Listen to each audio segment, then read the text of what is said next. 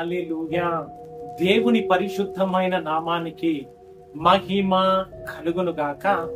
ఈ రోజున దేవుడు మనల్ని ప్రేమించి మనకు అనుగ్రహిస్తున్న రక్షణ వాక్యము అపోస్తుల కార్యాలు 4వ అధ్యాయము 12వ వాక్యము.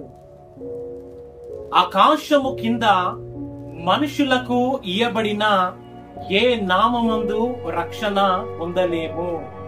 ఆమేన్.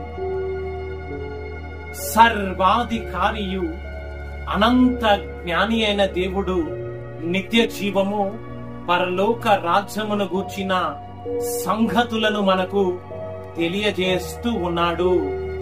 హల్లెలూయా, హల్లెలూయా.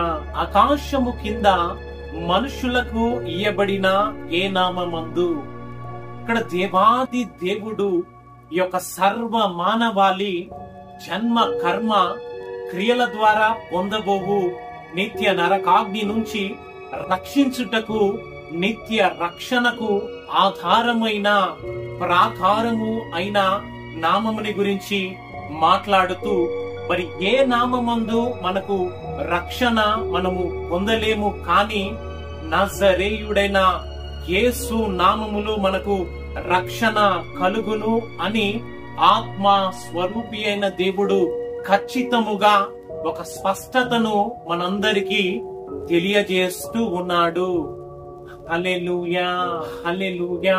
ఈ రోజున ఈ యొక్క సత్యమును, దేవాది దేవుని యొక్క సత్య సువార్తను వింటున్న నీవు, మరి యేసు క్రీస్తు అను నామములో నీకు జన్మ కర్మ క్రియల పాపము ద్వారా పొందబోవు నరకాగ్ని నుంచి విడిపించబడినట్లు, నిత్య రక్షణ పొందునట్లు ఆ యేసు నామాన్ని నీవు విశ్వసించి దేవుని చేత నీవు కనికరించబడి దేవాది దేవుని యొక్క నిత్య జీవము లోనికి నీవు నడిపించబడుదువుగాక.